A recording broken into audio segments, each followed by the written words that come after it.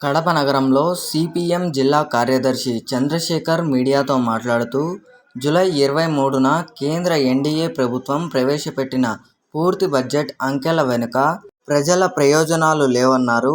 అప్పులు తెచ్చి ఆదాయాన్ని తెచ్చిపెట్టే రంగాల్లో ఖర్చు పెట్టడం లేదన్నారు.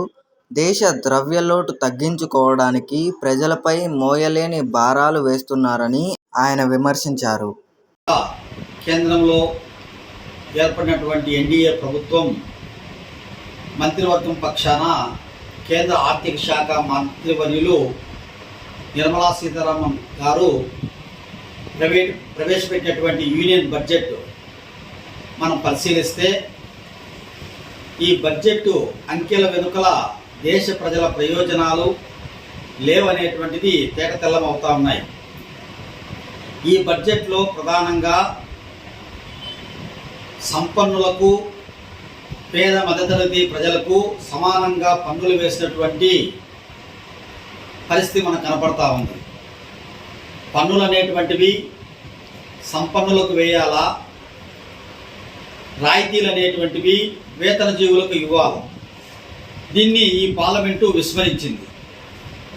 రెండోది, ఈ బడ్జెట్లో ప్రత్యక్ష పన్నులు తగ్గించినట్టుగాను చూపిస్తూ అంకెలు పరోక్ష పన్నులు విపరీతంగా పెంచినటువంటి పరిస్థితి కనపడతా ఉంది.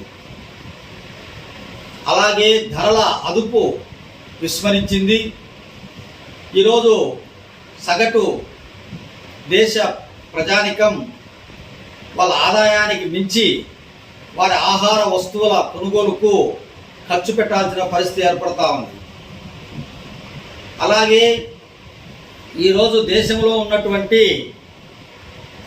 పెట్టుబడిదారులు ఎవరైతే ఉన్నారో, కార్పొరేటర్లు ఎవరైతే, కార్పొరేట్ సంస్థలు అయితే ఉన్నాయో, వాళ్ళ దగ్గర దేశ ప్రజల 41% సంపద 100 మంది దగ్గరే పోగైంది.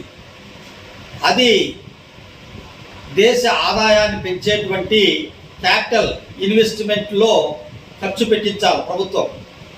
అట్లా పెట్టించకుండా స్లోగా ప్రభుత్వ విధానాలు ఉండడం వల్ల వారు విలాసాలకు ప్రజల ధనం వాళ్ళ దగ్గర పోగైంది ఖర్చు చేసుకొని దుబారా చేస్తూ ఉన్నారు.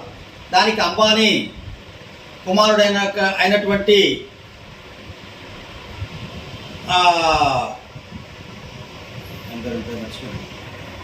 ముఖేష్ అంబానీ కుమారుని పెళ్లికి సుమారు 5,000 కోట్ల రూపాయల పైచులకు ఖర్చు చేసినటువంటి పరిస్థితి మనము టీవీల్లో, పేపర్లో రోజు చూస్తూ ఉన్నాం. కాబట్టి ప్రభుత్వం దీన్ని కూడా విస్మరించింది. అలాగే ఈరోజు ప్రభుత్వ రంగ సంస్థలను బిహెచ్ఎల్ లాంటి మరి ఎన్నో కారు చౌకగా ఆదాయం వచ్చేటువంటి ప్రభుత్వ సంస్థలను కార్పొరేట్లకు అమ్ముతున్న పరిస్థితి కనపడతా ఉంది.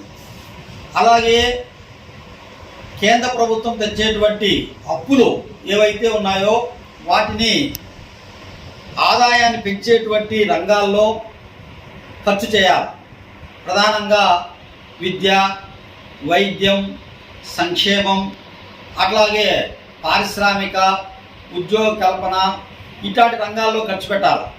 వాటి కాకుండా ఈరోజు కార్పొరేట్లకు రాయితీలు ఇచ్చేటువంటి దానిలో ఖర్చు పెడతా ఉంది. కాబట్టి ఇది తెచ్చేటువంటి అప్పులు పెరుగుతున్నాయి, ఆదాయం పెరగడంలా ఈరోజు ఈ పరిస్థితి కనపడతా ఉంది.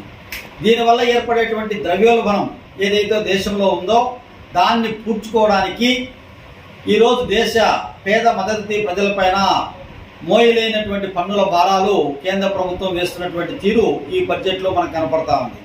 మొత్తంగా చూసినప్పుడు ఈ బడ్జెట్ అంకెల వెనకల ప్రజల ప్రయోజనాలు లేవనేటువంటిది సిపిఎం పార్టీ చెప్పదలుచుకునింది.